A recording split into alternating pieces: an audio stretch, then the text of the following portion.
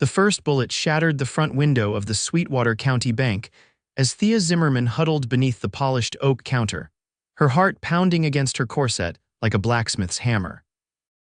What had started as an ordinary Wednesday afternoon in Sandstone, Wyoming, had erupted into chaos when 5 masked men burst through the doors, guns blazing and demands roaring over the screams of terrified townsfolk. Nobody move or the lady teller gets a bullet. The tallest robber aimed his Colt directly at Thea's temple as he hauled her up by her arm, nearly tearing the sleeve of her blue calico dress. Spring of 1878 had been peaceful in Sandstone until now. At 22, Thea had been working at the bank for nearly 3 years, ever since her father passed and left her to fend for herself. The position as the town's only female teller had been a blessing: steady work, decent pay, and respect from most of the townsfolk.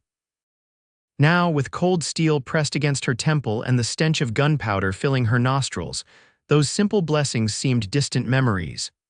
"Open the safe, miss, or we start shooting customers," growled the man holding her. His breath reeked of whiskey and tobacco, his grip bruising through her sleeve. I can't," Thea stammered, genuinely terrified. "Only Mr. Peterson has the combination." The bank manager lay unconscious near the entrance, blood seeping from a wound on his forehead where one of the bandits had struck him with a pistol butt moments after entering. "Then you'd better wake him up or you'll be joining him," threatened another robber, this one shorter but broader, with eyes cold as river stones behind his bandana. Outside, hoofbeats thundered as townsfolk scattered. Sandstone wasn't large enough for a proper sheriff's office. They shared law enforcement with the county seat 20 miles away. The town's sole deputy was likely across town, handling a dispute at the saloon. "Please," Thea pleaded, her blue eyes darting desperately toward the 3 customers cowering against the far wall: Mrs. Holloway from the general store, old Mr. Finch who ran the livery, and young Billy Wheeler who couldn't be more than 19. "These people have families." The leader's eyes narrowed behind his mask. "So do we, missy.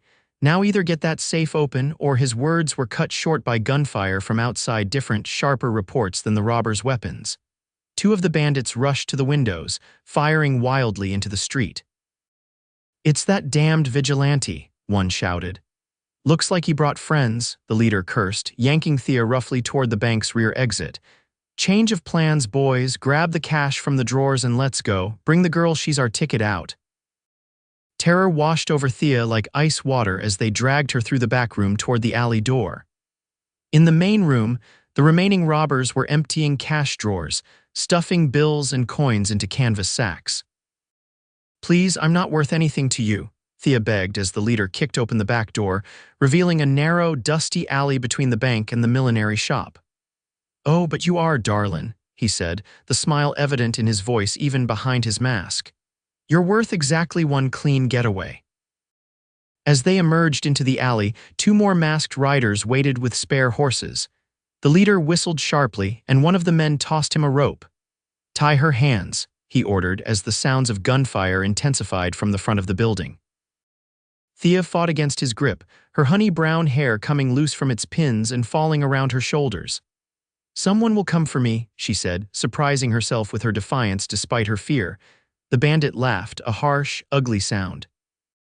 "Honey, this town doesn't have enough men with backbones to—" His words were cut short as the building beside them exploded in a shower of splinters and glass. Someone had thrown dynamite at the millinery shop's back storeroom, likely mistaking it for the bank's rear exit in the confusion. Debris rained down as thick smoke billowed through the alley. Thea felt herself thrown to the ground as the bandits scattered, cursing and firing blindly. Her palms scraped against the dirt and gravel, but she had no time to register the pain. This might be her only chance to escape. She scrambled to her feet, coughing in the thick smoke, but strong hands gripped her from behind. She fought, twisting and kicking, until a voice not rough like the bandits, but deep and steady, spoke near her ear. "Easy there, miss. I'm trying to help you." Through the swirling smoke, she glimpsed sun-bronzed skin, piercing green eyes, and the glint of a silver star pinned to a leather vest. Before she could respond, he'd swept her up and onto his horse, a magnificent palomino that seemed unnaturally calm amidst the chaos. "Hold tight," was all he said before spurring the horse forward, one arm securing her firmly against his chest as bullets whizzed past them. They burst from the alley onto a side street, the horse's powerful strides carrying them swiftly away from the bank. Behind them, more shots rang out, along with shouts and the thunder of pursuing hooves. "They're following us," Thea cried, clutching the stranger's arm as he guided the horse with his free hand. "Not for long," he replied, turning the Palomino down another street and then sharply into an arroyo that ran behind the town's buildings. Thea had never ridden like this, pressed against a stranger, the world blurring around them as they fled. The horse moved like lightning, sure-footed even on the rough terrain, responding to the slightest pressure from its rider. As they crested a small rise, she risked a glance back and saw 3 riders in pursuit, gaining ground. "They're catching up." The man didn't look back. "Hang on tighter." He urged the horse to an even faster pace, leaning low over its neck and pulling Thea down with him. They thundered across an open stretch of land toward a stand of cottonwoods that marked the creek running east of town. Gunfire cracked behind them, and Thea flinched as a bullet whizzed past her ear. Her rescuer muttered something under his breath, then suddenly veered the Palomino toward a steep embankment. For one heart-stopping moment, Thea thought they would plunge over the edge, but the horse skillfully navigated down the slope to the creek bed below. The cool shadow of the cottonwoods enveloped them as they splashed through shallow water. Above, their pursuers reined in at the embankment's edge, unwilling to risk the treacherous descent. "Circle around," one of them shouted. "Don't let them reach the pass." Thea's rescuer guided his horse up the opposite bank and into a dense thicket of scrub oak and pine. Only when they were well hidden did he finally slow the Palomino to a walk, listening intently for sounds of pursuit. For the first time, Thea had a chance to truly look at the man who had saved her. He was younger than she'd initially thought, perhaps late 20s, with sun-streaked brown hair beneath a well-worn Stetson. His face was all angles and planes, weathered by sun and wind, with a day's worth of stubble darkening his jaw. The green eyes that had flashed at her through the smoke now studied their surroundings with vigilant intensity. "Are you hurt, miss?" he asked, his voice low and graveled like he didn't use it often. "No, Thea started, then winced as she became aware of her scraped palms and bruised arm. "Nothing serious, thank you for coming for me," he nodded once, still scanning the trees. "Name's Ethan Ellis, Thea Zimmerman." She realized she was still pressed tightly against him and shifted slightly, uncomfortable with the intimacy despite the circumstances. "Are you a lawman?" "I saw a badge." A ghost of a smile touched his lips. "United States Marshal. I've been tracking that gang for 3 months across 2 territories. The Sandstone Night Riders," Thea breathed, recognition dawning. "They've hit banks in Cheyenne and Laramie too." Ethan raised an eyebrow, clearly impressed. "You know you're outlaws." "I read the newspapers," she replied. "And working in a bank, you hear things." She paused. "But what are you doing in Sandstone? We're hardly important enough for a U.S. Marshal. Got word they might hit your bank." His eyes continued to scan their surroundings as he spoke. "Arrived just as they were going in. Couldn't prevent the robbery, but I did manage to find you." Something in his tone made her wonder if there was more to the story, but before she could question him further, the distant sound of hoofbeats pulled his attention away. "They're circling back," he said, his body tensing. "We need to move." "Where are we going?" "I've got a camp about 5 miles north of here. We'll lay low until nightfall, then I can get you back to town once it's safe." They set off again, this time at a slower pace to avoid leaving an obvious trail.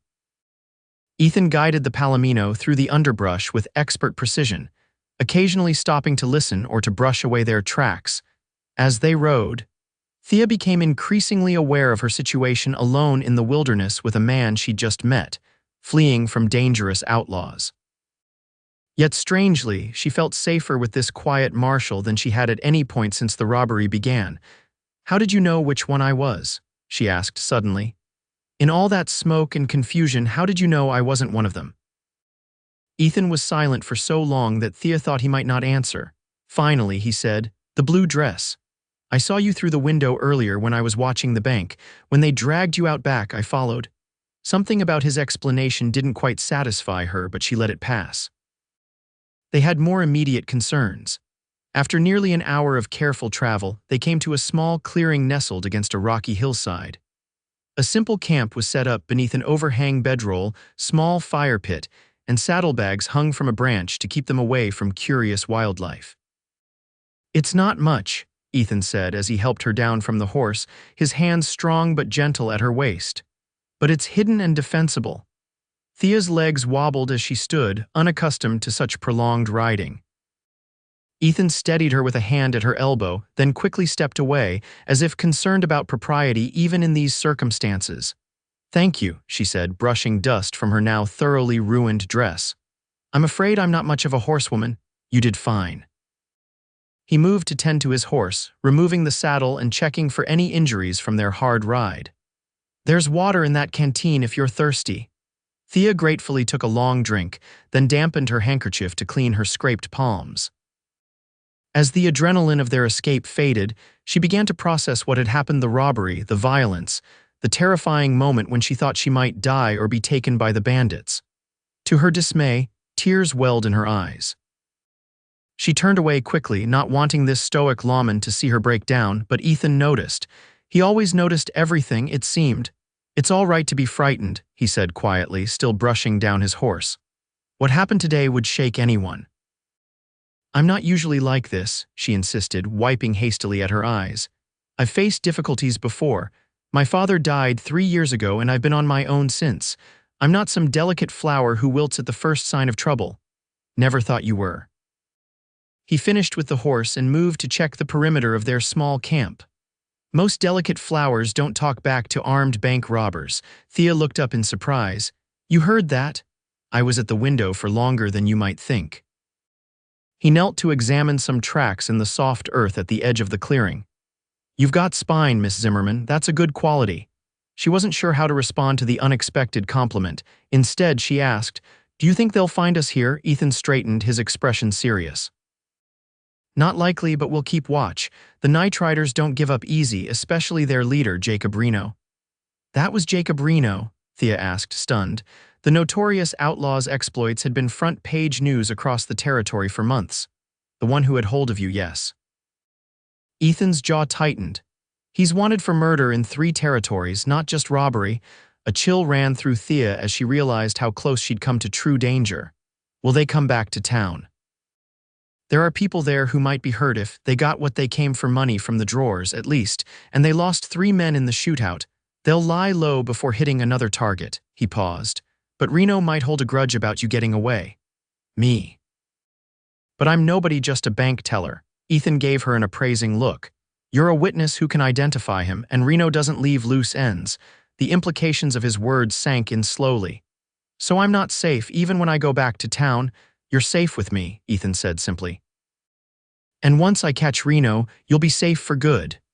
Something in his tone, a quiet confidence without bravado, reassured her more than any elaborate promises could have. This was a man who meant what he said.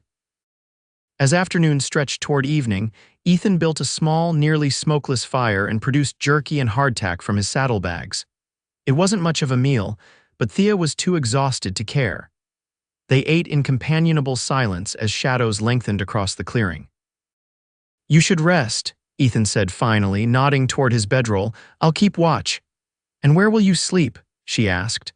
"I'll be fine," he replied, settling himself against a boulder with a clear view of the approaches to their camp. His Winchester rifle rested across his knees, and his Colt revolver remained holstered at his side. Thea wanted to argue but found herself swaying with fatigue. The events of the day had drained her completely. Still, she hesitated. "I've never." She began, then stopped, embarrassed. "Never what?" "Never spent a night alone in the wilderness." She laughed softly at herself. "It sounds foolish when I say it aloud." "Not foolish," Ethan said, "just sheltered." "Not so sheltered," she countered. "I've worked since I was 17, lived alone since I was 19. I just haven't had cause to sleep under the stars with a marshal keeping watch for outlaws." A rare smile crossed his face, transforming his features from merely handsome to something that made Thea's breath catch. "Well, there's a first time for everything, Miss Zimmerman." "Please call me Thea," she said impulsively. "After today, formality seems rather pointless." He nodded slowly. "Thea, then." He tested her name carefully as if weighing it. Get some rest. Tomorrow will come soon enough. Despite her concerns, Thea was asleep almost as soon as she lay down on the bedroll, the day's events and the gentle crackle of the fire lulling her into dreamless exhaustion. She woke to birdsong and the soft golden light of dawn filtering through the trees. For a moment she was disoriented, the rough blanket beneath her, the open sky above, the unfamiliar sounds of the wilderness stirring to life. Then she remembered. The bank robbery. The escape. Marshal Ellis, Ethan. She sat up quickly, scanning the camp. The fire had burned down to embers, and the marshal was nowhere to be seen. His horse, however, was still tethered nearby, which she took as a good sign that he hadn't abandoned her. Just as she was rising to her feet, movement at the edge of the clearing caught her eye. Ethan emerged from the trees, a pair of rabbits in one hand and his rifle in the other. "You're awake," he observed, setting down his kills and kneeling to revive the fire. "How did you sleep?" "Surprisingly well," Thea admitted, running fingers through her tangled hair in a futile attempt to make herself presentable. "Better than I would have expected, given everything. Exhaustion will do that." He worked efficiently, skinning the rabbits with practiced movements. "Hope you're not squeamish. This is breakfast." "I grew up in Wyoming territory," she replied with a small smile. "I've cleaned my share of game." As they prepared the simple meal together, Thea found herself studying Ethan when he wasn't looking. In the clear morning light, she could see details she'd missed yesterday: a thin scar that ran along his jawline, the way his hair curled slightly at the nape of his neck, the fine lines around his eyes that spoke of squinting into desert suns and prairie winds. He moved with the fluid economy of someone completely at home in the wilderness, every action purposeful and precise. There was something compelling about his quiet competence that drew her attention again and again. "What's your plan?" she asked as they ate the roasted rabbit. "For catching the night riders, I mean," Ethan chewed thoughtfully before answering. "They'll head for their hideout to count their take and lick their wounds. I know the general area but not the exact location. And how does that help us?" "It doesn't yet." He wiped his hands on his trousers.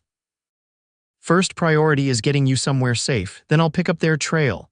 "Take me with you," Thea said suddenly. Ethan's head snapped up, his green eyes narrowing. "What? To track them," she clarified. "I want to help catch them." "Absolutely not." His tone was firm, brooking no argument. "It's too dangerous." "I'm already in danger," she pointed out. "You said yourself that Reno won't forget me. I'm safer with you than anywhere else." "I'm taking you back to Sandstone. The deputy there can." "Deputy Owens is 67 years old and half blind," Thea interrupted. "And the nearest proper sheriff is 20 miles away. If Reno decides to come after me, what protection would I have?" "This isn't a debate," Ethan said, rising to his feet and beginning to break camp. "I'm a federal marshal, you're a civilian. I don't bring civilians into dangerous situations." Thea stood as well, facing him squarely. "I'm already in a dangerous situation, Marshal Ellis, and I don't fancy sitting around waiting to be kidnapped or killed while you're off hunting outlaws by yourself." "And what exactly do you think you can contribute?" he asked, his frustration evident. "Have you tracked outlaws before? Can you shoot, ride for days with minimal supplies, sleep on the ground and go without bathing?" "I can learn," she insisted. "And I can identify all 5 of the remaining night riders by their voices and builds, even with their masks on. Can you say the same?" That gave him pause. She could see the internal struggle in his eyes, duty warring with practicality. "It's not proper," he finally said, a last-week defense. Thea laughed despite herself. "Proper? I was nearly killed yesterday. I spent the night alone in the wilderness with a man I just met." "I think proper is rather far down my list of concerns at the moment." A muscle worked in Ethan's jaw as he stared at her, clearly torn between admiration for her spirit and exasperation at her stubbornness. "One day," he finally said. "We ride to the foothills where I suspect their hideout might be. If there's any sign of danger, any at all, I'm taking you straight to the nearest town with a proper jail and leaving you there under guard." "Understood," Thea nodded, trying not to show her triumph. "Understood. And you do exactly what I say when I say it. No questions, no arguments." "Yes, Marshal." "Ethan," he corrected her, his expression softening slightly. "If we're doing this foolhardy thing, you might as well use my name." They broke camp efficiently, Ethan showing her how to erase all signs of their presence. The morning was clear and bright, promising heat as the day progressed. Thea's dress was a disaster, torn, dirty, and completely unsuitable for riding across the Wyoming wilderness. Noticing her dilemma, Ethan rummaged in his saddlebags and produced a spare shirt and bandana. "It's not much, but it might help," he offered, a faint flush coloring his cheeks as he handed them to her. "Thank you." She took the items gratefully. "Would you mind?" She gestured for him to turn around. He did so immediately, moving to check his horse's tack while she quickly modified her attire. She removed the torn outer bodice of her dress, leaving her in her chemise, over which she donned Ethan's shirt. It was far too large, but with the sleeves rolled up and the front tied at her waist, it would serve. The bandana she used to tie back her hair. "Better?" she asked when she'd finished. Ethan turned, and something flickered across his face, surprise, perhaps, or something warmer that he quickly masked. "It'll do," he said gruffly. "Can you mount on your own, or do you need help?" "I can manage," Thea said, determined to prove herself useful from the start. She approached the palomino with confidence she didn't entirely feel, and after 2 attempts, managed to swing herself into the saddle. Ethan mounted behind her, his chest warm against her back as he reached around her for the reins. The proximity was both reassuring and disconcerting. She'd never been this physically close to a man who wasn't family, and certainly not for extended periods. "Ready?" he asked, his breath stirring the hair near her ear. She nodded, not trusting her voice. They rode north and west, following game trails and dry creek beds, Ethan carefully choosing routes that would be difficult to track. He explained his decisions as they traveled, why they avoided certain terrain, how to look for signs of human passage, what wildlife behaviors might indicate someone else was nearby. Thea absorbed it all eagerly, asking questions that Ethan answered with increasing detail as he realized her interest was genuine. By midday, she had a basic understanding of tracking that surprised even herself. "You're a quick study," Ethan commented as they paused to rest the horse and drink from a clear spring. "I've always been a fast learner," Thea replied, stretching her sore muscles. "My father used to say I had more curiosity than 10 cats. What did your father do?" "He was a surveyor for the railroad originally," she said, settling on a sun-warmed rock. "Then he opened the land office in Sandstone when the town was first established. After he died, they gave the position to Mr. Hargrove instead of me, even though I'd been doing most of the work for a year." She couldn't quite keep the bitterness from her voice. "So you took the bank job instead? It was that or become a seamstress or a saloon girl," Thea said with a wry smile. Banking seemed the most respectable option for a woman alone. Ethan studied her thoughtfully. "You never considered marriage." "Of course I considered it. Every unmarried woman does." She plucked a stem of grass and twirled it between her fingers. "But the options in Sandstone are limited, and I won't marry just to have a husband. My parents had a true partnership, respect, affection, shared work. I'd rather be alone than settle for less."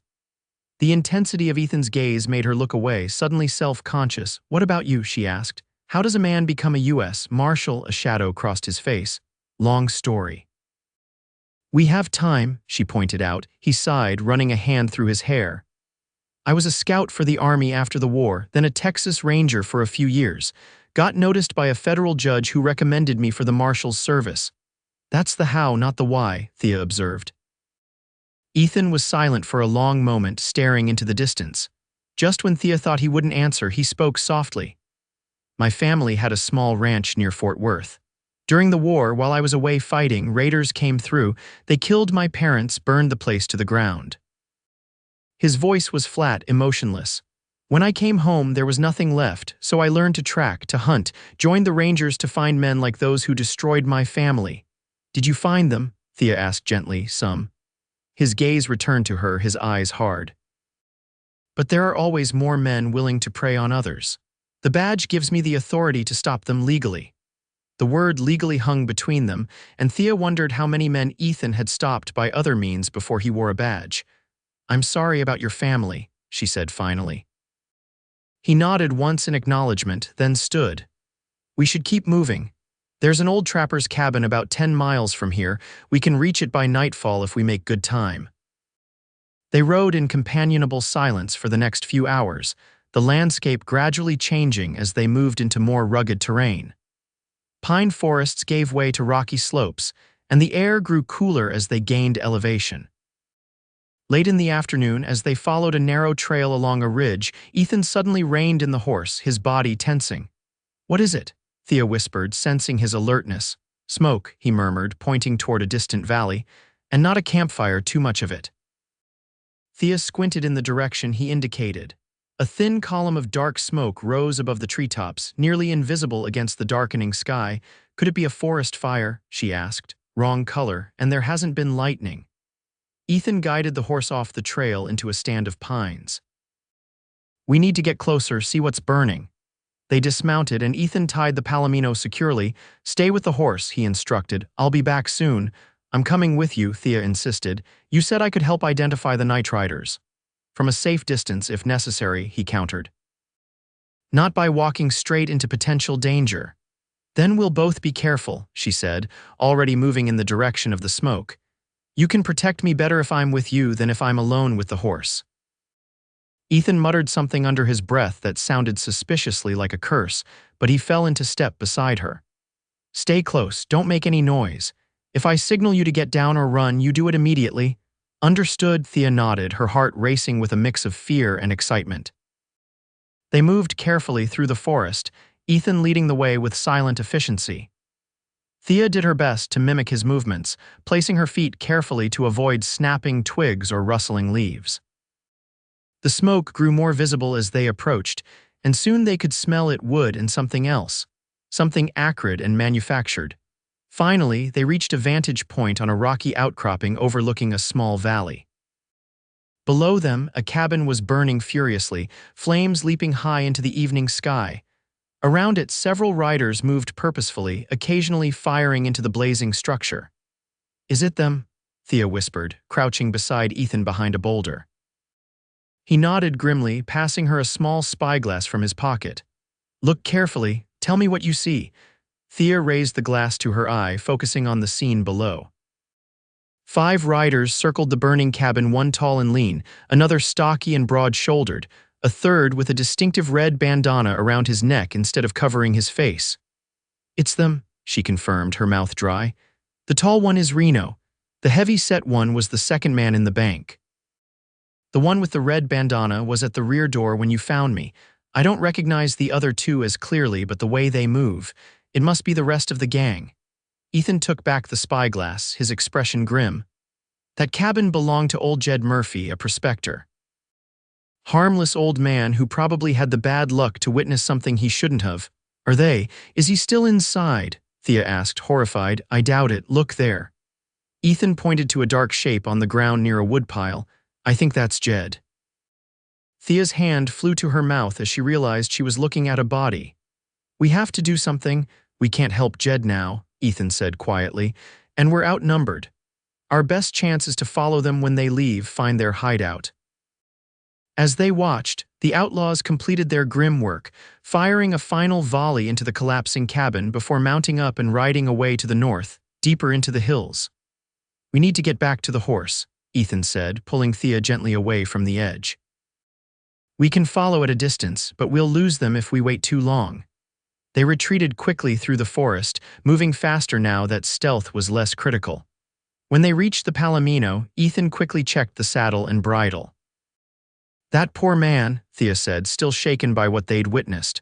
"Why would they kill him? What could he have possibly seen?" "Maybe nothing," Ethan replied grimly. "Some men kill because they can, not because they need to." He helped her onto the horse, then swung up behind her. "We'll need to be extremely careful from here on. If they spot us, they won't hesitate to do the same to us." As they set off following the outlaws' trail, the full danger of their situation settled heavily on Thea's shoulders. This wasn't an adventure, it was a deadly pursuit of men who killed without remorse or hesitation. Yet strangely, with Ethan's solid presence behind her, she felt more alive than she had in years. The predictable routine of her life in Sandstone seemed like a distant memory, replaced by heart-pounding uncertainty and a growing connection to the taciturn Marshal who had saved her life. They followed the night rider's trail until darkness made tracking impossible. Ethan found them a sheltered hollow between massive boulders, offering protection from both the elements and unfriendly eyes. "No fire tonight," he said as they made camp. "Can't risk the light being seen." Thea nodded, suppressing a shiver. The spring night was turning cold at this elevation, and without a fire it would only get colder. She helped Ethan lay out the bedroll, her movements stiff from the long day's ride. "You're sore," he observed. "A bit," she admitted. "I'm not used to riding all day." Ethan rummaged in his saddlebags and produced a small flask. "Whiskey," he explained, offering it to her. "Not much, but it helps with the aches." Thea hesitated only briefly before accepting. The liquor burned a fiery trail down her throat, making her cough, but spread comforting warmth through her limbs. "Thank you," she said, handing it back. He took a small swig himself, then returned the flask to his bag. "Get some rest. I'll take first watch, wake you in a few hours." "Wake me." "You mean for me to keep watch too? You wanted to help," he reminded her with the ghost of a smile. "This is helping." Thea settled onto the bedroll, wrapping herself in the rough blanket. Despite her exhaustion, sleep eluded her as she replayed the day's events in her mind, especially the horrific scene at the burning cabin. "Ethan," she said softly, unsure if he was listening. He sat with his back against a boulder, rifle across his knees, scanning the darkness beyond their little sanctuary. "How do you do it? Face men like that, knowing what they're capable of?" He was silent for so long that Thea thought he might not answer. Finally, he spoke, his voice low and reflective. "Someone has to stand between the wolves and the sheep," he said. "Not because the sheep are weak, but because the wolves are strong in ways that decent folks shouldn't have to be. And you don't mind being that someone, standing alone." "I'm used to it." His silhouette shifted slightly against the night sky. "Been alone most of my adult life." "That sounds lonely," Thea observed, another long pause. "Never thought much about it. It's just how things are." Thea pulled the blanket tighter around herself. "Thank you for letting me come with you. I know you didn't want to." "Still don't," he admitted, "but you've been helpful and brave." His simple praise warmed her more than the whiskey had. "Good night, Ethan." "Good night, Thea." She drifted to sleep with the comforting knowledge that Ethan Ellis was watching over her, his steady presence keeping the dangers of the night at bay. True to his word, Ethan woke her several hours later. The night was at its darkest, the stars brilliant overhead in a cloudless sky. "Your turn," he said quietly, showing her how to hold the rifle. "Just listen for anything that doesn't belong: horses, voices, footsteps. If you hear something, wake me immediately. Don't investigate, don't call out." Thea nodded solemnly, accepting the weapon. Ethan showed her how to brace it comfortably where the safety was, how to aim if necessary. "Have you ever fired a rifle before?" he asked. "My father taught me the basics," she said, "though it's been years." "Hopefully you won't need to use it," Ethan said, settling onto the bedroll she'd vacated. "But if you do, aim for the center of whatever you're shooting at and squeeze the trigger gently, don't pull it." Within minutes, his breathing had deepened into sleep. Thea sat vigilantly, her senses stretched to their limits in the unfamiliar darkness. Every rustle of leaves, every call of a night bird made her tense until she gradually learned to distinguish normal wilderness sounds from potential threats. As she kept her watch, she found herself studying Ethan's sleeping form. In repose, the hard lines of his face softened, making him look younger and somehow vulnerable. She wondered about the life he'd led, the losses he'd endured, the loneliness he claimed not to notice. Something about his quiet strength and hidden depths drew her like a moth to flame. The night passed without incident, and dawn found them both awake, sharing jerky and the last of the hardtack for breakfast. "The trail leads north," Ethan said, studying the ground as they prepared to leave. "Into the high country, rough terrain ahead." "I can handle it," Thea assured him, though her muscles protested at the thought of another day in the saddle. Ethan gave her an appraising look. "I believe you can." They set off as the first golden light touched the eastern horizon.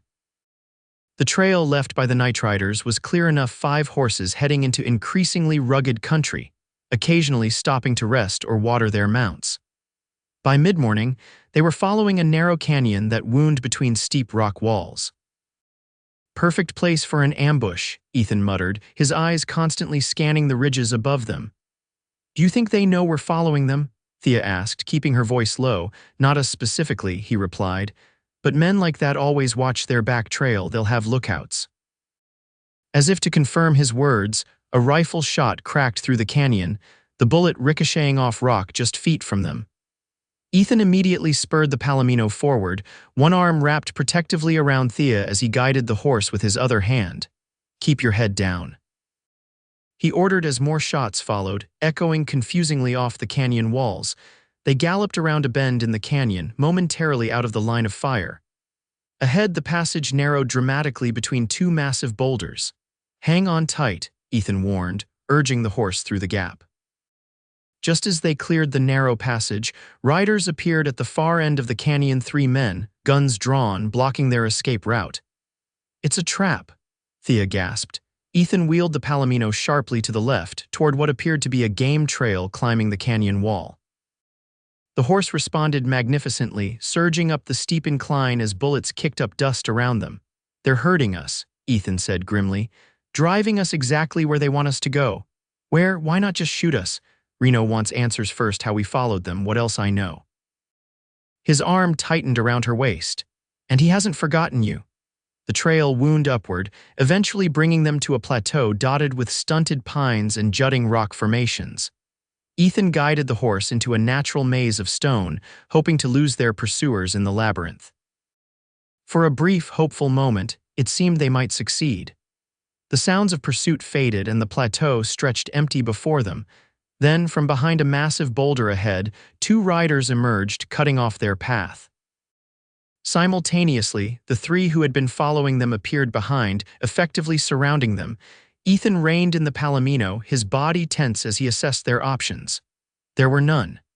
"Well, well," called a familiar voice as one rider moved forward. "If it ain't the lady banker and some kind of lawman." Jacob Reno pushed back his hat, revealing a lean face with cold, calculating eyes.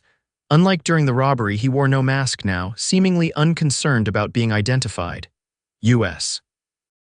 "Marshal," Ethan corrected, his voice steady despite their dire situation. "You're surrounded by gunmen for more than 1 hour until the cowboy rode through the smoke and carried her away. You're under arrest, Reno, you and your whole gang." A ripple of laughter ran through the outlaws at Ethan's audacity. "Brave words for a dead man," Reno said, smiling unpleasantly. "Though I'm curious how you found us so quickly." "Got an informant in my gang, Marshal. Didn't need one," Ethan replied. "You left a trail a blind man could follow." Burning Jed Murphy's cabin wasn't too smart either. Smoke can be seen for miles. Reno's smile faltered slightly. "Old Jed stuck his nose where it didn't belong, same as you." His gaze shifted to Thea. "Though I'm glad to see you again, Miss Banker. You and I have unfinished business." "The only business you have is with a hangman's noose," Thea said, surprising herself with her defiance. "Spirited," Reno commented, his eyes narrowing. "I like that in a woman. Makes it more satisfying when they finally break." Ethan's arm tightened protectively around Thea's waist. "You won't touch her." "I think you're confused about the situation, Marshal," Reno said coldly. "You're outnumbered 5 to 1, caught in the open with nowhere to run. You don't make demands, I do," he gestured to his men. "Take their guns, tie the Marshal's hands, the woman comes with me." As the outlaws moved to obey, Ethan leaned close to Thea's ear and whispered urgently, "When I move, slide off the horse and run for those rocks. Don't look back." Before she could respond, Ethan drew his revolver with lightning speed, firing at the nearest outlaw and sending him tumbling from his horse. In the same motion, he kicked free of the stirrups and shoved Thea sideways off the Palomino. She hit the ground hard, the impact knocking the breath from her lungs. Through a haze of pain and confusion, she heard more gunshots, shouts, the thunder of hooves. Ethan was creating a diversion, drawing their fire to give her a chance to escape. Rolling onto her hands and knees, Thea scrambled toward the nearest cover, a tumble of boulders about 20 yards away. Behind her, the gunfire intensified, punctuated by curses and a pained cry that might have come from Ethan. Heart pounding, she reached the rocks and pressed herself against them, trying to catch her breath and assess the situation. Peering carefully around the edge, she saw chaos on the plateau. Ethan had somehow dismounted one of the outlaws and taken his horse, leading 3 of the night riders on a wild chase across the open ground. But where was Reno? And the 5th outlaw? A scuff of boot on stone was her only warning before a rough hand clamped over her mouth and an arm like iron wrapped around her waist. "Quiet now," Reno's voice hissed in her ear, "or I'll put a bullet in your Marshal friend's back." Thea froze, her eyes wide with terror as Reno dragged her backward, away from the ongoing chase and toward a narrow ravine where the fifth outlaw waited with horses. "Smart girl," Reno murmured, his breath hot against her neck. "We're going to take a little ride, you and me." "Your Marshal is good, I'll give him that, but even he can't track us where we're going." Thea's mind raced, calculating her options. She couldn't overpower Reno physically, she had no weapon. Screaming would only endanger Ethan further if he heard and came to her rescue. But as Reno half dragged, half carried her toward the waiting horses, an opportunity presented itself. His grip on her mouth slipped as he negotiated a particularly rough section of ground, and Thea seized the moment to sink her teeth into the fleshy part of his hand between thumb and forefinger. Reno howled in pain and surprise, his grip loosening just enough for Thea to wrench herself free. She stumbled forward, then darted sideways, putting a boulder between them. "You'll pay for that, bitch," Reno snarled, drawing his revolver. "I was going to be gentle with you, but now." His eyes gleamed with malevolent promise. Thea backed away, searching desperately for an escape route or weapon. Her foot struck something solid, a rock the size of her fist. Not much of a weapon against a gun, but better than nothing. She snatched it up just as Reno rounded the boulder, his revolver leveled at her chest. "No more running," he said, his voice suddenly calm. "Drop whatever you're holding and come here." "I'd rather die," Thea replied, her voice surprisingly steady despite her racing heart. Reno smiled coldly. "That can be arranged, but not until I've had my fun." He took a step forward, and Thea raised the rock, prepared to fight to her last breath. But before either could move, a new sound cut through the air, a high-pitched whistle that Thea recognized instantly, Ethan's signal. In the moment that Reno turned toward the sound, distracted, Thea hurled the rock with all her strength. It struck him square in the face, splitting his lip and causing him to stagger backward. Cursing violently, Thea didn't wait to see more. She turned and ran, zigzagging between boulders toward where she thought Ethan might be. Behind her, Reno's furious shouts mingled with the resumption of gunfire. She rounded a large formation of rocks and nearly collided with a rider not Ethan, but one of the outlaws, blood streaming from a wound on his arm. He reached for her, but Thea ducked under his grasp and kept running. The plateau had become a battlefield, with riders weaving between rock formations, occasional gunshots echoing off the stone. Thea couldn't tell who was winning or even where everyone was. Her only goal was to find Ethan and somehow escape this nightmare. A horse's whinny drew her attention to a small copse of pines. There, partially concealed among the trees, was Ethan's palomino. The horse had apparently returned to its master after the initial chaos. Hope surging, Thea changed direction, racing toward the trees. If the horse was there, Ethan couldn't be far. She had nearly reached the pines when a shot rang out, closer than any before.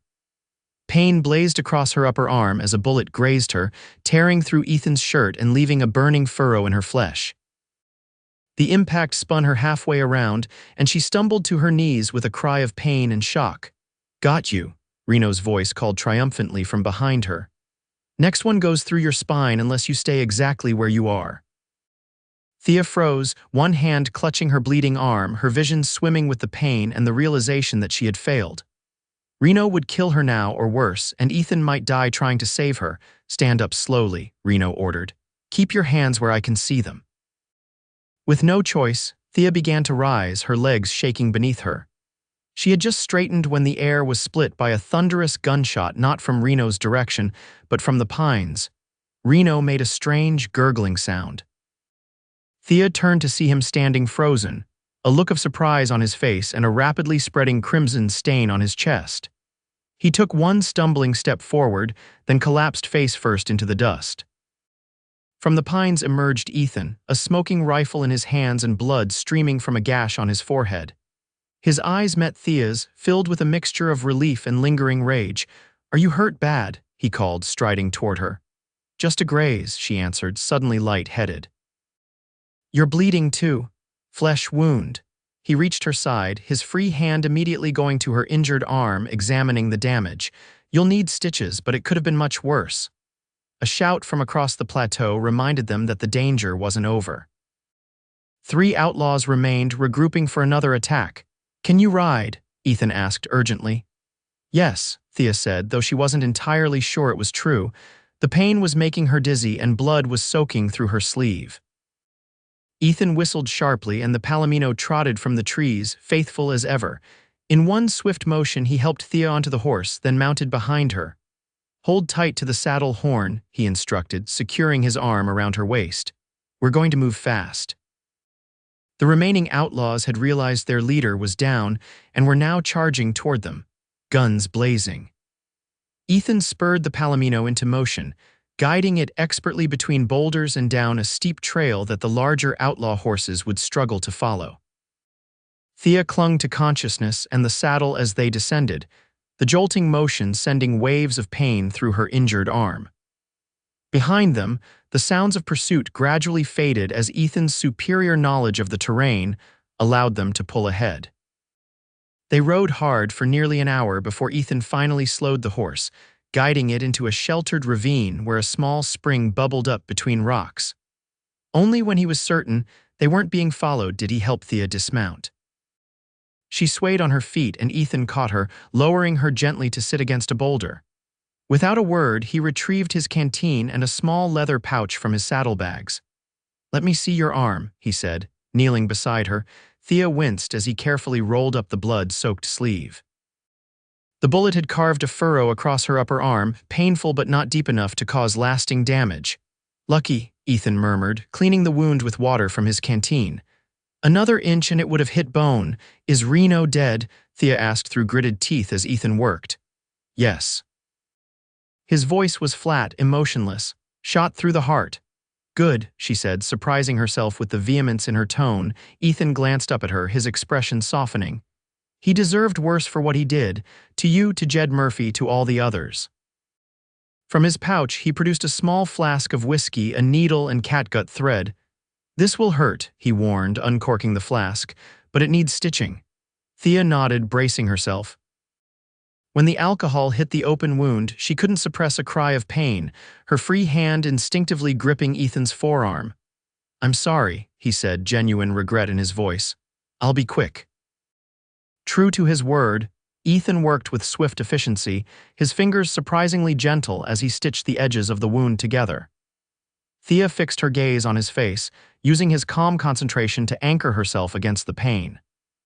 She noticed details she hadn't before: a small scar near his right eyebrow, the flecks of gold in his green eyes, the way his lips pressed together in concentration.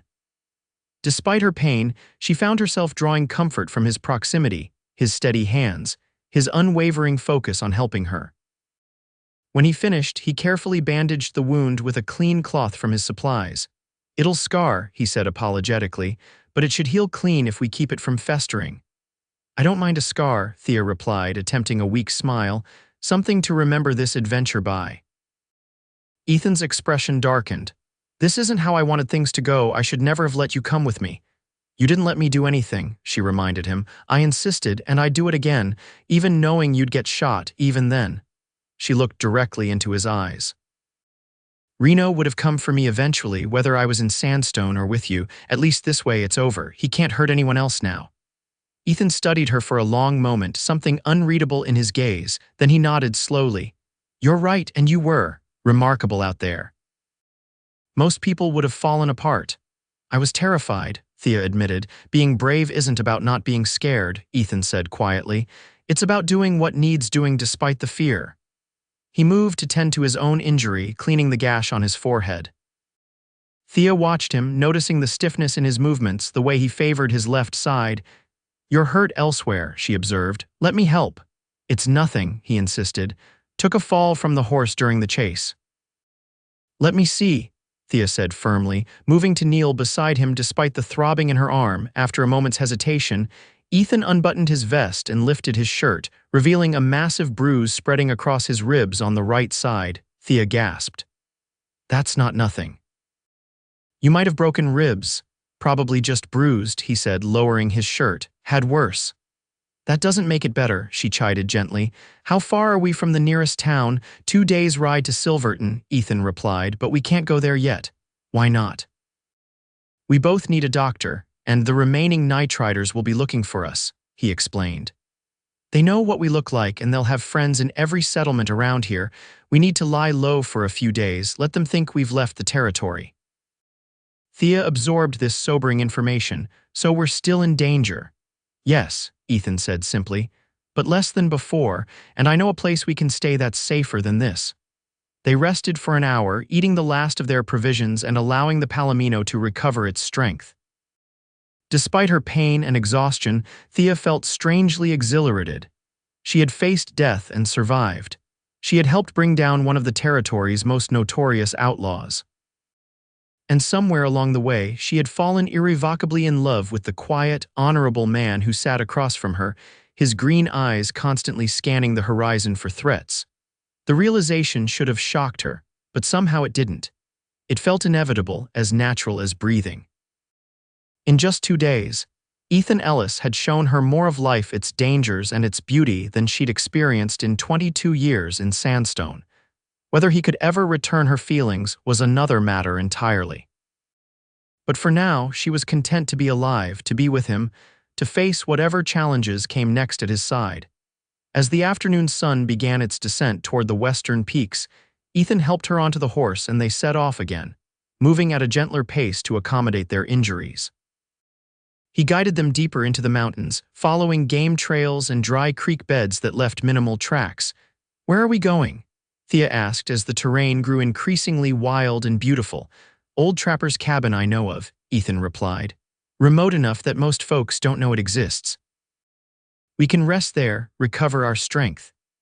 The cabin, when they finally reached it as twilight was settling over the mountains, was little more than a single room built of rough-hewn logs, tucked into a small clearing surrounded by towering pines. A narrow stream gurgled nearby and wildflowers dotted the meadow grass. "It's beautiful," Thea said as Ethan helped her dismount. "Been empty for years," he explained, leading her to the door. "Trapper who built it died in an avalanche back in '71. I found it while tracking a fugitive and keep it stocked with basic supplies."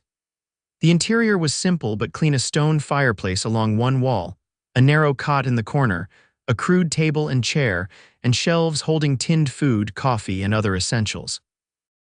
Ethan quickly built a fire while Thea explored their temporary refuge. "Only one bed," she observed, unsure whether to be embarrassed or pleased by the implication. "You take it," Ethan said immediately. "I'll sleep by the fire." He busied himself preparing a simple meal from the cabin's store's beans, jerky softened in hot water, and strong black coffee. They ate in comfortable silence, both too exhausted for conversation. After dinner, Ethan checked Thea's wound again, pleased to find no signs of infection. "You should rest," he said, helping her to the cot. "Tomorrow will be easier." As he turned to move away, Thea caught his hand. "Thank you," she said softly, "for everything." Something flickered in Ethan's eyes: warmth, longing, she couldn't be sure. He squeezed her hand gently, then released it. "Get some sleep, Thea." Despite her exhaustion, sleep proved elusive.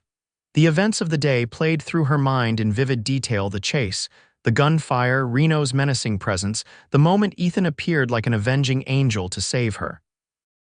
And beneath it all, the growing certainty that her life had changed irrevocably. She could never go back to being the quiet bank teller in Sandstone, not after what she'd experienced, not after meeting Ethan. She turned onto her side, watching him where he sat by the fire, his profile illuminated by the dancing flames. He'd removed his hat and gun belt, but otherwise remained fully dressed, vigilant even in this moment of relative safety. "You should sleep too," she said quietly. Ethan glanced over, perhaps surprised that she was still awake. "Someone should keep watch. You're exhausted and hurt. A few hours of sleep won't endanger us." He hesitated, then nodded reluctantly. "I'll rest for a while, but wake me if you hear anything unusual." Ethan spread his bedroll before the fire and stretched out, one arm pillowing his head. Within minutes, his breathing had deepened into sleep. Thea watched him for a long time, memorizing the planes of his face relaxed in slumber, the steady rise and fall of his chest. Eventually, lulled by the crackling fire and the distant murmur of the stream, she too drifted into sleep. She woke to sunlight filtering through the cabin's small window and the smell of coffee brewing. Ethan stood at the crude stove, his back to her as he prepared breakfast. "Morning," he said without turning, somehow sensing that she was awake. "How's the arm?" Thea sat up carefully, testing the injury. "Sore, but better than yesterday. How are your ribs?" "Same." He brought her a tin cup of coffee and a plate with biscuits and some kind of preserved meat. "Eat.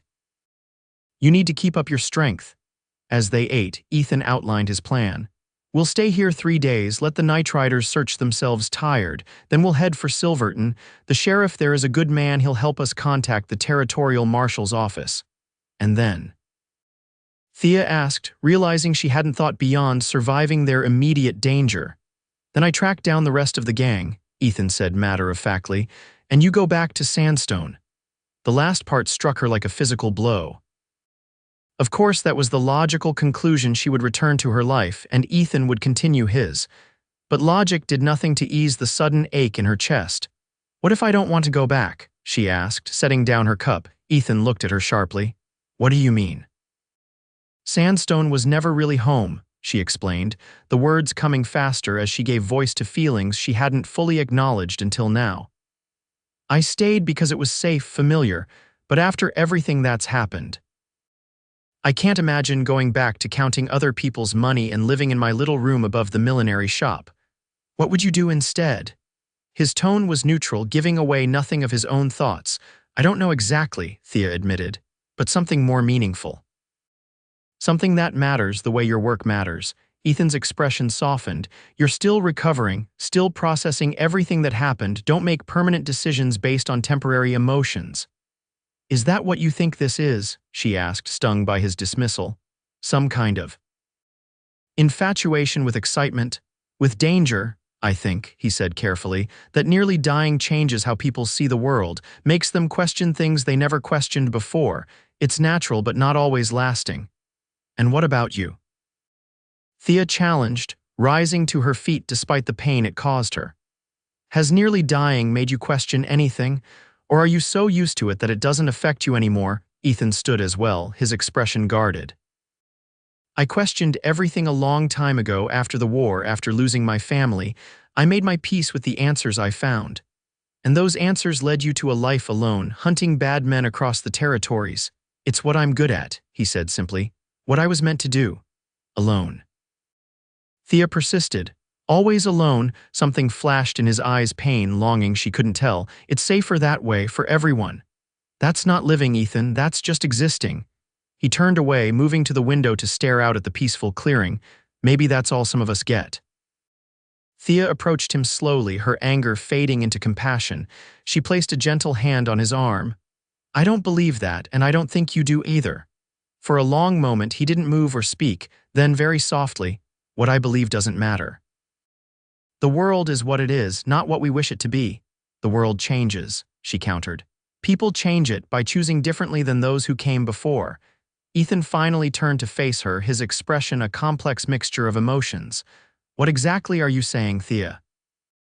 Heart pounding, she took the greatest risk of all, greater than facing outlaws or bullets. "I'm saying that I care for you, that these past days have shown me what life can be: dangerous, yes, but also vibrant and meaningful. I'm saying I don't want to go back to Sandstone and pretend none of this happened. And," she took a deep breath, "I'm saying I think you care for me too." Ethan's face revealed nothing, but his eyes, those expressive green eyes that couldn't lie, told a different story. "It doesn't matter what I feel," he said, his voice rough with suppressed emotion. "My life doesn't allow for attachments. People I care about become targets, leverage for men like Reno." "I'm already a target," Thea pointed out. "I was from the moment the robbery began. Being alone didn't protect me, you did." "This time," he countered. "But what about next time, or the time after that? I've made enemies across 3 territories, Thea, dangerous men who would use anything, anyone I cared about, against me. So your solution is to care about nothing, no one." She shook her head sadly. "That's not protection, Ethan, that's surrender." He flinched as if she'd struck him. "You don't understand." "I understand perfectly," Thea interrupted, stepping closer. "You're afraid, not of dying. You face that possibility every day. You're afraid of living, of caring." Of losing again like you lost your family. Ethan's jaw tightened, but he didn't deny it. I'm afraid too, she continued softly. Afraid of going back to a life that feels empty now, afraid of never seeing you again, afraid of never knowing what might have been between us. She reached up, her fingers brushing his cheek gently. But I'm more afraid of not trying, of choosing safety over possibility. For a heartbeat, Ethan leaned into her touch, his eyes closing briefly. Then he stepped back, putting distance between them. I need to check the perimeter, he said, his voice deliberately emotionless. Make sure we're still secure. Without waiting for her response, he grabbed his hat and gun belt and strode out of the cabin, leaving Thea alone with her thoughts and the lingering warmth of his skin against her fingertips. The day passed with a strange tension between them. Ethan was unfailingly polite, checking her wound with gentle hands, ensuring she had everything she needed for comfort. But he maintained a careful distance, both physically and emotionally, avoiding any continuation of their morning conversation. Thea respected his silence, using the time to rest and recover her strength. But her mind worked ceaselessly, planning, considering options, imagining possibilities beyond what Ethan believed possible. By evening, she had made her decision. Whatever happened between them, or didn't happen, she would not return to Sandstone and her old life. She would find a new path, one that used the courage and determination she discovered in herself during these harrowing days. As they shared another simple dinner, Thea broke their tacit agreement not to discuss personal matters. I've been thinking about what comes after Silverton, she said. Ethan looked up from his plate, wariness evident in his eyes. And I won't be going back to Sandstone, she stated firmly. Whether or not you, whether or not we. She faltered slightly, then pressed on. Regardless of anything else, I need to find my own way forward. Where will you go? His tone was carefully neutral. Denver, perhaps, or Santa Fe, somewhere I can make a fresh start. She paused. I have some savings. Not much, but enough to get established somewhere new. Ethan nodded slowly. Both are good cities, growing, opportunities for someone smart like you. Is that all you have to say? Thea asked, unable to hide her disappointment at his detached response. He set down his fork, meeting her gaze directly for the first time since their morning conversation. What would you have me say, Thea? That I wish things could be different? They can't. That I don't care for you? It would be a lie. Then say what's true, she urged. Whatever it is. Ethan was silent for a long moment, the conflict evident in his expression. Finally, he spoke, his voice low and intense. The truth is that since I pulled you from that smoke-filled alley, I haven't been able to think straight. The truth is that watching Reno hurt you nearly drove me mad. The truth is that I've never met anyone like you, brave and stubborn and alive in a way that makes everything else seem colorless. He stood abruptly, moving to the fireplace, his back to her. But none of that changes the facts. I'm a U.S. Marshal with a price on my head in certain circles. I spend more nights under the stars than under a roof.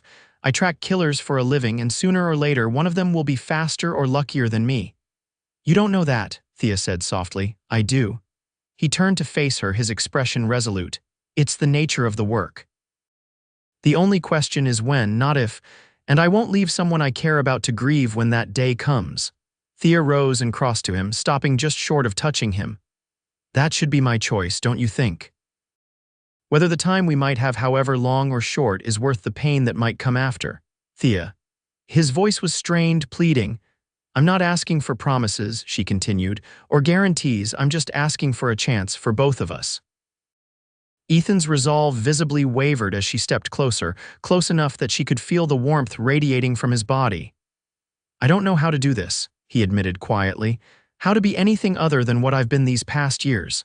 Neither do I, Thea confessed, but I think we could learn together. The last of his resistance crumbled as she reached for him, her fingers tentatively brushing his. With a sound that was half groan, half surrender, Ethan pulled her gently into his arms, mindful of her injured arm. You deserve better than me, he murmured against her hair. I deserve to choose for myself, she corrected him, tilting her face up to his. And I choose you, Ethan Ellis, however complicated, however dangerous that might be. For a moment, he simply gazed down at her, wonder and fear and longing mingling in his eyes. Then, with infinite tenderness, he lowered his lips to hers. The kiss was gentle at first, almost hesitant, as if Ethan feared she might shatter in his arms. But when Thea responded, her arms sliding around his neck, the kiss deepened into something more urgent, more honest, a confession of feelings too powerful for words. When they finally parted, both slightly breathless, Ethan rested his forehead against hers. "I still don't know how this can work," he said softly. "My life, what I do, we'll figure it out," Thea assured him, "one day at a time." They spent the evening by the fire, talking more openly than before. Ethan shared stories of his childhood in Texas, of the war that had taken his youth, of his years as a ranger learning to track and hunt men. Thea told him of her mother's death when she was just 12, of her close relationship with her father, of her dreams of a life beyond the confines of sandstone. As the fire burned low, Ethan checked her wound one final time before they retired for the night. His touch was different now, still careful, but lingering, intimate in a way that made Thea's skin warm beneath his fingers. "You should take the cot again," he said, though with obvious reluctance. "Or we could share it," Thea suggested, feeling bold. At his raised eyebrow, she clarified, "Just to sleep. I'd feel safer with you close." After a moment's hesitation, Ethan nodded. The cot was narrow, but they managed to arrange themselves with Thea's back against Ethan's chest, his arm draped carefully over her waist, avoiding her injury. "Is this all right?" he murmured, his breath warm against her neck. "Perfect," she replied, settling into his embrace as if she'd belonged there all along. They spent 3 days at the cabin, healing in body and spirit. The tension between them transformed into something sweeter, more hopeful. They talked of possible futures, of compromises that might allow them to build something together despite the constraints of Ethan's work. By the 3rd day, Thea's wound was healing cleanly, and Ethan's ribs had improved enough that he no longer winced when he moved suddenly. They agreed it was time to make for Silverton, to report Reno's death and the status of the remaining outlaws. The journey took most of a day, but they rode together comfortably now, Thea leaning back against Ethan's chest as the Palomino carried them steadily toward civilization. Occasionally, Ethan would press a kiss to her hair or the side of her neck, as if reassuring himself that she was really there, that what had grown between them was real. Silverton welcomed them with the bustle and noise that even a small mountain town could generate. After days of wilderness solitude, the streets seemed crowded, the saloons and stores overwhelming with activity. Ethan took them directly to the sheriff's office, where a grizzled lawman named Parker greeted him with a hearty handshake and a curious glance at Thea. "Marshal Ellis," Parker said warmly. "Heard rumors you were in these parts, and who might this lady be?" "Thea Zimmerman," Ethan replied, his hand settling protectively at the small of her back. "She helped me track down Jacob Reno and his nightriders." Parker's bushy eyebrows shot up. "Reno. You got him. He's dead," Ethan confirmed. "Shot him 3 days ago during an ambush. 3 of his men escaped, heading north last we saw," the sheriff whistled low. "That's quite a feat. The territorial governor had a bounty on Reno's head, $500. "Miss Zimmerman should receive it," Ethan said immediately. "She's the one who identified him and his gang." "Ethan, no," Thea began to protest. "It's only right," he insisted. "You risked more than anyone should have had to." After providing detailed statements about the nightriders' activities and Reno's death, Ethan and Thea checked into Silverton's small hotel. The luxury of a real bed, hot water for bathing, and fresh clothes, purchased hastily from the general store, seemed almost unimaginable after their wilderness ordeal. Clean and properly dressed for the first time in days, they shared a meal in the hotel's modest dining room. The table between them seemed too wide after the intimacy they'd shared at the cabin. "What happens now?" Thea asked, setting down her fork. "With the remaining nightriders, I mean." "I've sent telegrams to the territorial marshal's office and to contacts in likely places they might surface," Ethan explained. "They'll be found eventually." "By you," he hesitated, studying her face carefully. "Not necessarily. There are other marshals who could take the case." Hope flickered in Thea's chest. "What are you saying?" "I'm saying, I've been thinking about what you said, about choices." Ethan reached across the table to take her hand. "I've been a lawman for a long time, it's all I know, but maybe there are different ways to serve the law." ways that don't involve riding alone across territories for months at a time. Such as, Thea asked, hardly daring to believe what she was hearing. The Territorial Marshal's office in Denver needs deputies who know the region who can train others. It would mean a permanent posting, regular hours, a home. His thumb traced patterns on her palm as he spoke. It wouldn't be exciting as what I've been doing, but it sounds perfect, Thea interrupted, squeezing his hand. Absolutely perfect. The smile that spread across Ethan's face transformed him, erasing years of solitude and hardship. I can't promise it will work out, he cautioned. They might not want me for the position, and even if they do, there would still be dangers. Life is dangerous, Thea replied simply. But it's better faced together than alone. 2 weeks later, they stood on the platform of Denver's bustling train station, watching porters load their modest luggage onto a waiting carriage. Ethan's telegram to the Territorial Marshal's office had received an enthusiastic response. His reputation had preceded him, and they were eager to have someone with his experience join their ranks. Thea had already secured a position as assistant manager at the First Bank of Denver. Her experience in Sandstone and her role in bringing down the Night Riders serving as impressive recommendations.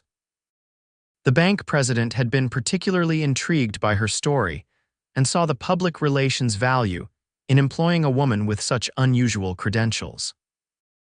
Their rooms adjacent but separate, a concession to propriety until they could make more permanent arrangements waited for them at a respectable boarding house near the city center. Having second thoughts, Ethan asked, noticing Thea's contemplative expression as they watched the bustling city life around them. Not at all, she assured him, slipping her hand into his. Just marveling at how much can change in so short a time. 3 weeks ago, I was counting money in Sandstone, believing that was all life had in store for me. And now, Ethan's green eyes were warm as they met hers. Now I know better, Thea said, smiling up at him. Now I know that life can change in an instant when gunmen surround you, when a brave man rides through smoke to carry you away, when you find the courage to choose a different path. Ethan drew her closer, heedless of the curious glances from passers-by. I never thought I'd have this, he admitted softly. A future hope, someone to share it with. Neither did I, Thea replied, but I'm very glad we were both wrong. As their carriage carried them through the streets of Denver toward their new beginning, Thea reflected on the strange, twisted path that had brought them here. A bank robbery that should have been the worst day of her life had instead become the catalyst for everything good that followed. She didn't believe in fate exactly, but she did believe in courage in choices, in the power of two people recognizing something rare and precious between them and being brave enough to reach for it, despite the risks. Ethan's hand found hers as the carriage turned onto a tree-lined avenue.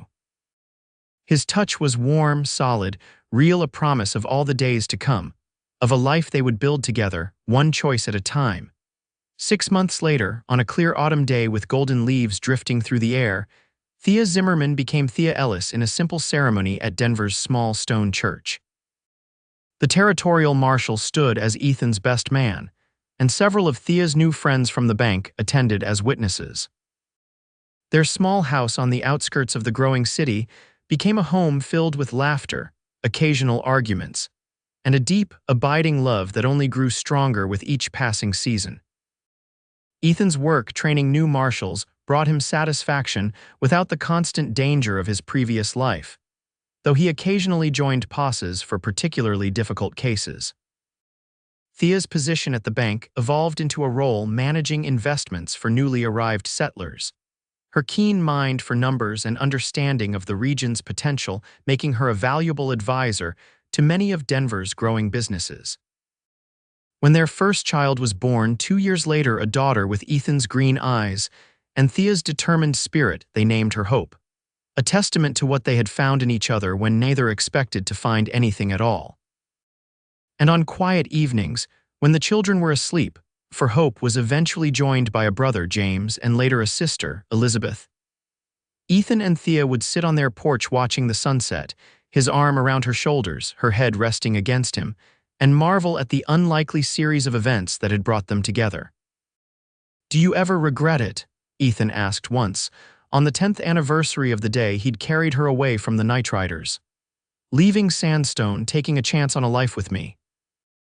Thea turned in his arms to face him, noting the silver now threading his brown hair, the laugh lines that had joined the squint lines around his eyes. She traced his features with gentle fingers, still moved by the love she saw reflected in his gaze after all these years. "Never," she said simply.